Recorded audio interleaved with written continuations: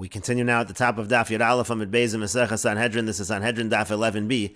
The Gemara says, come and see the difference between the Tikifoi Kadmoi, the strong earlier generations, Linvosni Basroi, to the humble later generations. And Rashi explains, Tikifi Kadmoi, Rebbe Gamliel, Sheyanoig Srorav Zorik Mora Betalmidim. Rebbe Gamliel, he would act as an authority. There would be fear among the students, Kide Eshkechan Bebechoros, Uvevrachos, Uv Rosh Hashanah, like we find in the various Gemaras, that Rabbi Yoshua, that he pained Rabbi Yoshua.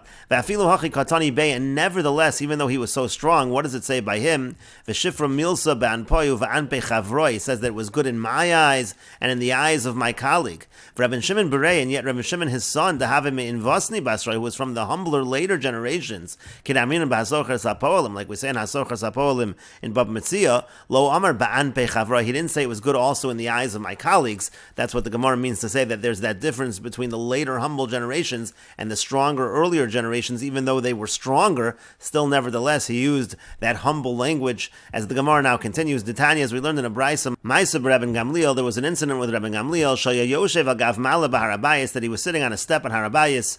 Vaya Yochanan Sofer Allah's Omid Lefanav, and Yochanan the scribe was standing in front of him. B'Shalosh Yigaras Chatuchas Lefanav, and there were 3 pieces of paper that were cut in front of him. They were blank sheets of paper, Munachos, and they were placed over there. And Amar Lo, and so Rebbe Gamliel said to him, Toligarta Chada, take one letter, take one sheet of paper, V'Chasav, and write as follows, La'achana b'nei Galilo ilo, La'achana b'nei Galilo tasa, to our brethren of the upper Galil and the lower Galil, Shalomchon Yiske, may your peace increase, M'hodin anachna l'chon, we're letting you know, this man biur amata, that the time of biur, of maestros has arrived, La'afrushe maestro mimatana dezesa, you have to separate the meiser from the vat of olives. And Rabbi Gamliel continues, V'toli gard zechad, and take another piece of paper, V'chasav, and write as follows, La'achana b'nei Deroma, to our brethren of the south, Shalomchon Yiske, your peace should increase, M'hodin anachna l'chon, we are letting you know, this man biur amata, that the time of biur has arrived, La'afrushe ma'isra me omre shublaya, you should separate the meiser from the mounds of the grain. And finally, Rabbi Gamliel said, V'toli gard zechad, and take one piece of paper, V'chasav, and write as follows, La'achana b'nei Galvasa, to our brethren of the exiled, Bebavel, who are in Bavel, U'la'achana devamada, and our brethren in Madai, U'l'shar kol Galvasa de Yisrael, and to the rest of those who are in exile in Klal Yisrael, Shlumchon Yiske le'olam, your peace should increase forever. Mahodin anachna l'chon, we are letting you know, the goes laya rikichin, that the fledglings, they are tender, V'imraya orkin, and the lambs are thin, V'zimna de'abiva lomat, and the time of spring has not arrived, Ushvara milsa bi'anpayu v'anpe chaverai, and it is good in my eyes and in the eyes of my colleagues. Here we see that he uses that humble language.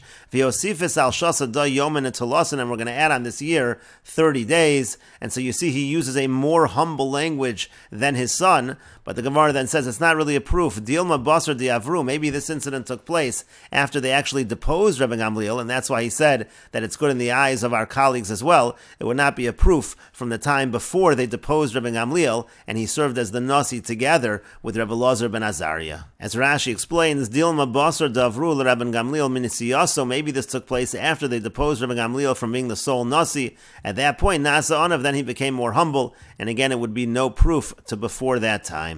And the Gemara continues at the 2 dots. Tanu Rabbanan, the rabbis taught, Al Shlosha Devarim Ma'avernes Hashana, there are 3 things that they will add a month to the year for. Al Ha'aviv, for the ripening of the grain, V'al Peros Ha'ilan, and for the ripening of the fruits of the trees, V'al Hatzkufa, and also for the equinox, that it should fall at the right time. Al Shnayim Mehen Ma'avern, if 2 of these conditions are satisfied, then they will declare a leap year. V'al Echad Mehen, but if just one of them is satisfied, Ein Ma'avern, they will not declare a leap year. Uvizman She'aviv Echad Mehen, and if one of the conditions is the ripening of the grain, if that's the reason why they are delaying, Hakol Smeichin, then everybody is happy. People are happy to wait for the ripening of the grain. Rabbi Shimon ben Gamliel, Rabbi Shimon ben Gamliel says Al Hatzkufa, that when it comes to the equinox, the Gemara says, they had the following question on what Rabbi Shimon ben Gamliel meant. Al Hatzkufa Smeichin, is it that if they add a month, then people are happy if the reason why they're adding a month is for the equinox? Oh, Al Hatzkufa Ma'avern, or did he mean to say that because of the Tkufa, because of the equinox, that is a reason to add a month to the year? And the Gemara says, the Gemara leaves that as a question. And Rashi explains, they had the following question within Rav Shimon ben Gamliel, Alat Kufa Samechin, does he mean that people were happy if the reason why they added a month was because of the seasons? Shim Hat Kufa Nofelas Katikuna, because if the equinox falls in the right time, Betchilas Tishrei, the beginning of Tishrei, Vehei Ma'avrin Hashana B'Shvil Dvarim Acherim, but they go ahead and they declare a leap year for the other conditions, V'dochen Esachag B'Sochimos HaChoref Chodesh, and now Sukkot is 1 month into the winter, Nimtzu Ole Regolim Mitztarin, then the people who are traveling, and they're going to be traveling in pain, because of the rain, because everything is dependent upon the season. And